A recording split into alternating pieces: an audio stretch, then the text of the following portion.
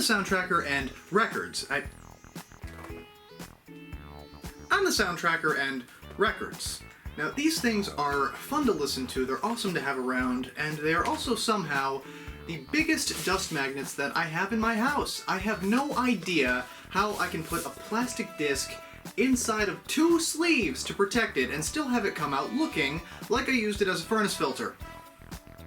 I haven't played this record in a while, but geez, I mean, look at all of this. It's like every surface in a Swiffer commercial. They get dusty, and while I have a good wet cleaner that I use for all of my new used LPs, sometimes you just need a good, quick dry clean. And there are a couple of options that I've seen, mostly anti-static brushes, but I came across this at a local record shop. This here is the Maxell self-powered record cleaner, and I can't help but wonder why there aren't more things like this on the market today. And I admit I'm something of a gadget freak, and this pushes all the right buttons for me, so let's take a look. Here's what comes in the kit. We have the record cleaner itself, a plastic base which has notches for storing the included accessories inside, and speaking of which, the accessories include the disc support adapter, a surface leveling plate, a cleaning brush, and a 45 RPM adapter. Cast these aside for a moment, and we're going to look at the cleaner itself. Alright, so it's not exactly a heavy device. I mean, I'd estimate this at, a pound or less even, and it feels like plastic, but that's probably because it's made of plastic.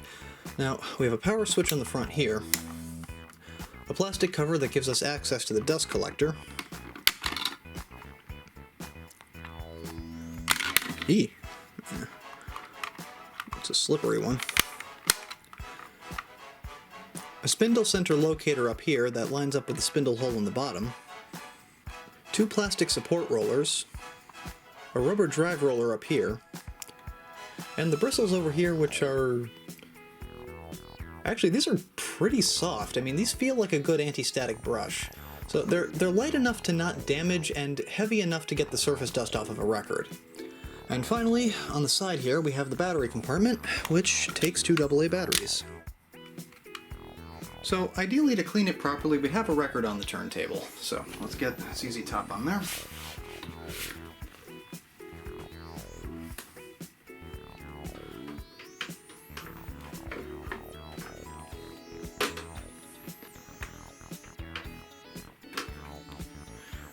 We'd line up the spindle hole. Oh, that's fiddly. Where is... Ah, there we go. And we're going to set it running, so we have to let it complete 3 rotations, take it off, and should ordinarily be good enough, but let's see what happens.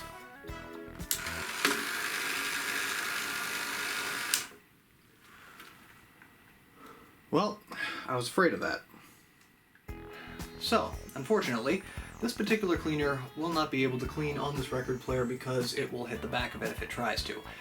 So, there is a way around that, and fortunately, we're going to take a look at that right now with the accessories. So, as we just saw, that didn't exactly work as expected, and maybe you have a similar kind of turntable, maybe you have one that plays records vertically, maybe you have one where the spindle is just too high and it won't seat properly, and that's what the accessories here are for. So, let's move the cleaner off to the side for a second, and we're going to come over and take the base. So, the base itself turns over to reveal notches and information. Now, the support adapter here,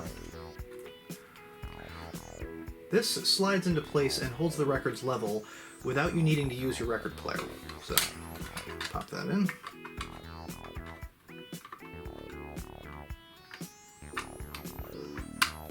Yeah, like so. And with that set up, let's put the record on it here. And here is where we need to figure out if we need to use the surface leveling plate. So, this is made to adapt a certain form of older record. Some older records are actually made to accommodate a stackable record changer, and in order to do that, along the edge right here, there will be a raised lip sort of thing. So if you're cleaning a record with a raised edge, you need this to fill the void, so that the cleaner can run correctly, and I don't have that on this particular record, so that's not an issue for me. So let's take the cleaner, and we're going to do this again. Spindle hole. That's still fiddly. Jeez. Alright, okay. Yep. Yeah, I got it there. Okay, perfect. Let's start it running.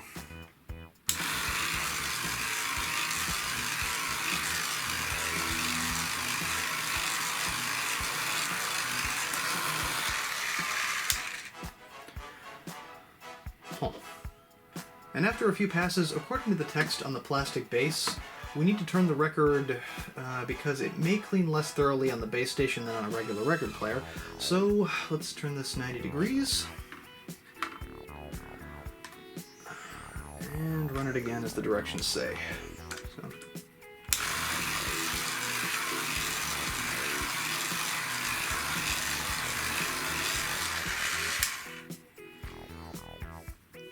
It's interesting trying to catch that. Alright. So first off, let's take an evaluation of this here, because I did a pretty nice job getting the surface dust off, I gotta say. I mean, it's definitely a lot cleaner than it was. And I don't see any new scratches on it. I mean, a lot of these, the surface scratches were pretty much already there, and I don't see anything new. Yeah, this is super clean, no new scratches, and that's really what I was looking to see. Let's try another record out and see what happens. Up next on the cleaning list, power windows. On power windows, there's a very, very faint amount of surface dust, but also, and more importantly, no scratches whatsoever, so I'm pretty proud of that given that this is an earlier press of this album. And let's see what happens when we clean it.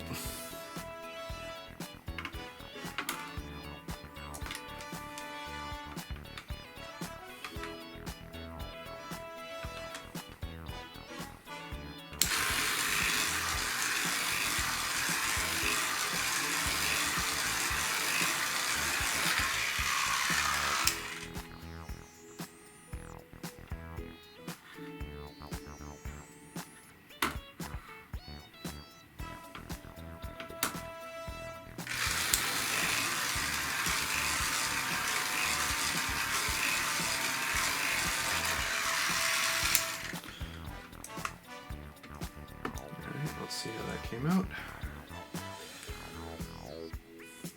And good results again. I mean, it picked up all of the surface dust, except for a faint bit around here, but that's, that's not really an issue. It probably just happened in my picking it up.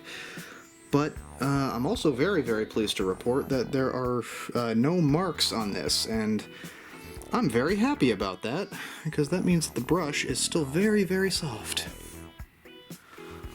I'm going to run through a couple more records really quickly and see just exactly how this turns out. So, let's take a look.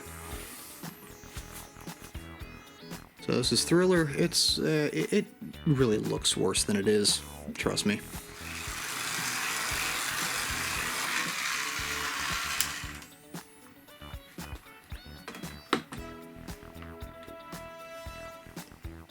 Yep. Still looking good.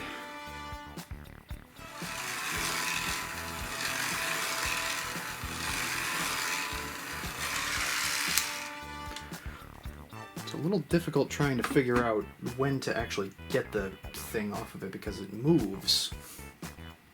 And yep, pretty good cleaning job, even though we didn't do the 90-degree turn there. But still a great clean, I'd say. Ah, here we go. Yeah, this is the kind of divot that I was talking about too with the surface plate. This one doesn't technically need it, but there are some with a lot deeper of a groove, and you'd want to put that in the center there to be able to keep it from riding improperly.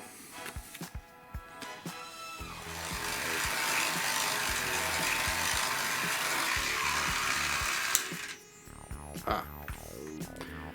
After a while, you get kind of a knack for when to grab it. Alrighty. Well, it's doing a great job of getting the records clean, and honestly, yeah, I could be doing this same thing with just a regular brush, but it's nice to know that a lot of thought and care was put into the automated one as well, and that it does it so well. So it's doing an awesome job so far, and I'm really jazzed about that. And what's also pretty cool about this is that it can accommodate 45 RPM records, and Maxell have supplied their own adapter for that because of height clearance issues. Now, most 45 RPM adapters are extra thick, and I mean, look at that. That's a pretty chunky one. And this is the one that was supplied with the unit. This is the one that I just happen to have laying around. And, I mean, yeah, the rollers won't be able to accommodate this. And speaking of, I like this design here, where the rollers are all weight distributed at the spindle here. They've also got a felt pad at the edge here, and this is what keeps the edge of the record from rubbing against the plastic here, and that's some good forethought on Maxell's part, and it eases my mind about this thing warping records on longer passes or just smacking into something that it shouldn't. So there was a lot of thought and care that went into the overall design of this, and I'm really happy about that. So let's give a couple of 45s a try and see what happens. First up is Yes, owner of a Lonely Heart, and you can see dust all over the surface of this thing. So I'm expecting this to get a really good clean with that brush if I can.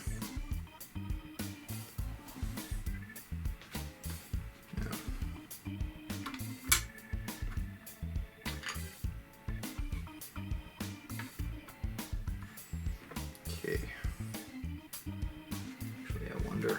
This might also apply to 45s, actually, because this adapter plate, I would think, yeah, that raised edge that I was talking about in 33s, that also applies to 45 RPM records as well. So here's the other one that I want to use, and you can feel right here, there's a bit of a dip in the surface of the record, and that's so that when 45s stack on top of each other, the regular surfaces themselves don't touch. And it's just part of the design of how they operate in case you wanted to play them on a stacker. So for this, absolutely going to be using that. Yeah, and it makes the surfaces just about even. Here we go.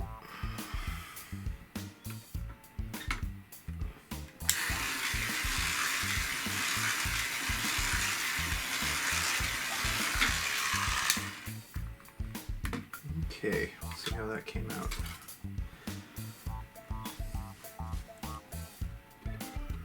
Okay,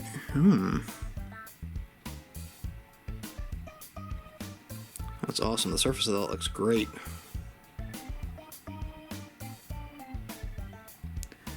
Ready. On to the other one. Also got another good one from the 70s, Kung Fu Fighting. This beauty has dust all over the surface.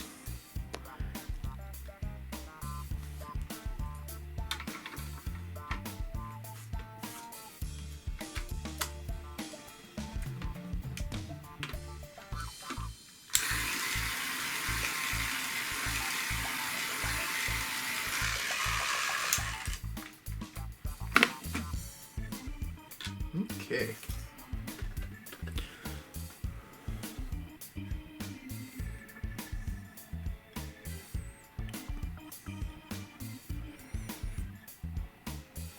And there we have some more good cleaning action. Alright, so my tester records are cleaned, and with that we can remove the cover and use the brush to clean the cleaner with cleansing capability. So, let's take a look inside here. And yeah, this captured a lot of dust. I mean, look at that. There's a whole lot in here that was not there before. And so this brush here is to clean out the inside of this thing.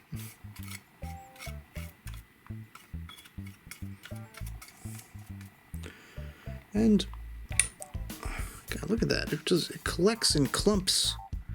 All that was on the record previously. And I did actually initially think that this was a cleaner for a stylus, but the manual says differently.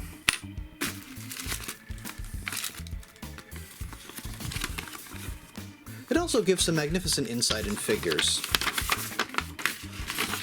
Have a look at this beauty. I mean, special precautions. I mean, we've got no pointing, no excessive use of gravity, no touching the back end of a wooden spoon to the roller, and my personal favorite, no storing it inside of your toaster oven. I mean, that's all just common sense. So, I've cleaned off my records, now let's see how they sound. I'm going to be listening for pops and clicks because dust is, in most cases, what actually causes a record to get crackly in the first place. Now, I'm also going to be on the lookout for any dust building up behind the stylus because that happens to a surprising degree with this record player.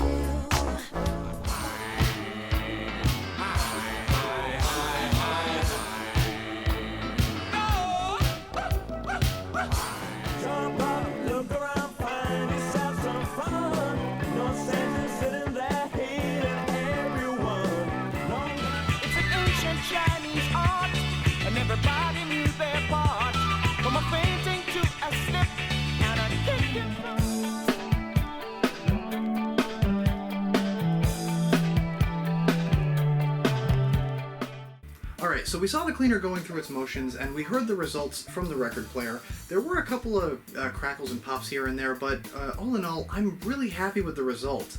Because, I mean, I'd expect as much from something designed to keep records clean.